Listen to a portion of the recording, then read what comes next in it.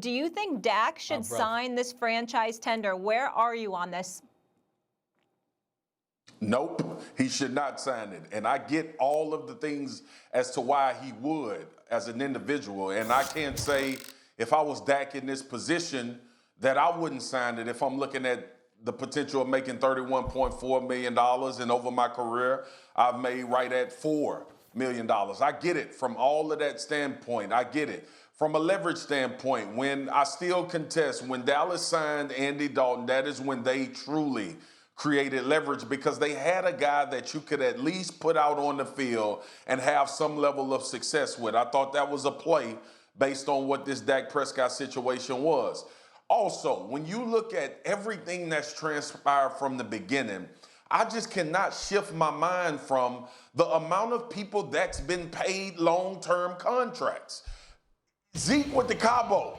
Zeke held out legitimately with 2 to 3 years left before he could actually come to the negotiating table. Amari Cooper got a $100 million contract and guarantees of north of half of that. So when we start looking at everything that's transpired between Dak Prescott beginning to negotiate a contract with the Dallas Cowboys, to us hearing that the numbers were too big for Dallas to entertain, to hearing that the amount of years is the impasse that they're at, which is still the same scenario, I still say Dak Prescott should not sign a franchise tag. Because it's one thing I know that's going to happen, regardless.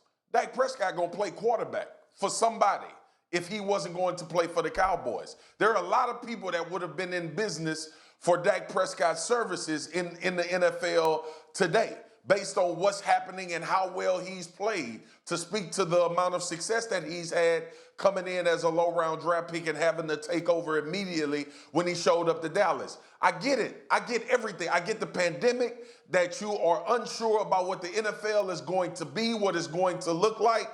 I still say $34.4 million, as opposed to the possibility of being able to get upwards to $100 million guaranteed, fighting to try to get those numbers, this long, arduous process that you've been through in order to try to get the long-term deal you want. So to me, this is Dak Prescott feeling that leverage that Dallas created, feeling the pressure of the possibility of a season being cut short, and also just succumbing to the fact that he's just gave in on that they're not going to get a long-term deal done, or they won't agree to his terms. It's not bad to take $31.4 million. That's not what I'm saying. But it is bad when in context you could have got upwards of $100+ million guaranteed. Well, I think that the first order of business is to give the American people a sincere apology.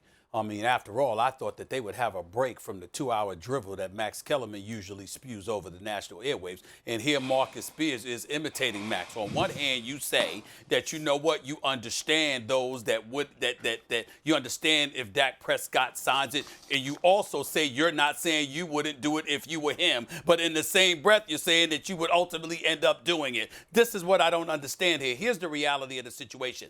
The Dallas Cowboys have his rights. And because they have his rights and he can't just sit up there and get traded, you're in a pinch, particularly in light of the COVID-19 pandemic, how it's going to ravage a lot of NFL franchises, or at least they're going to pretend that it has ravaged them. It's compromised their bottom line. The cap is expected to dissipate because of that. But the number that Dak Prescott is scheduled to make would still be there. As a result, he'd have a catastrophic effect against the cap in the future, in the event that the Dallas Cowboys don't reach a long-term deal with him, which ultimately assigns the leverage to him all day long.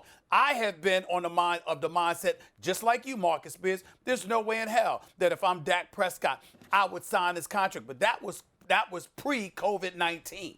Once COVID-19 kicked in, you're looking at the state of the National Football League, how these owners are going to use it as an excuse to say they're hemorrhaging money, at least to some degree. Let's remember, ladies and gentlemen, that when the owners were making money hand over foot, they were making, literally, they received a check for $226 million apiece off of their television deal, and they were still worried about the Colin Kaepernick effect on their bottom line. And Colin Kaepernick ain't COVID-19. And so regardless of the situation that we're looking at, here's what the bottom line is.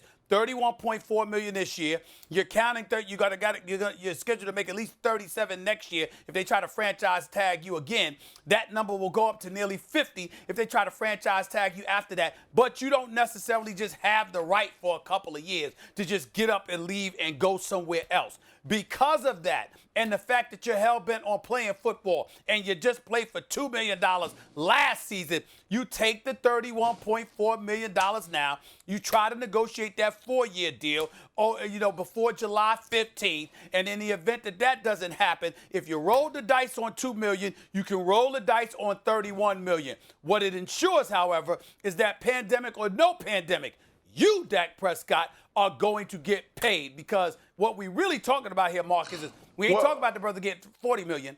We talking about him getting 35. So what we're really fighting over here is $3.5 million or 3.6.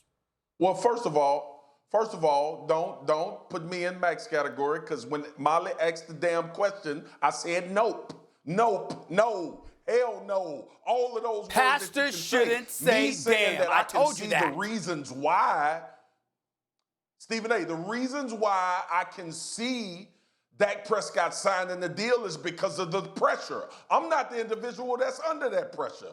None of us are. But I still contest that Dak Prescott had more leverage than it seems to be he's giving up by signing this franchise tag. Now, if there is some type of conversation going on about this deal possibly getting done, and you do that in a good faith gesture, I understand that. We see that all the time. We see guys sign franchise tags with the possibility and idea that they'll get a long-term deal done.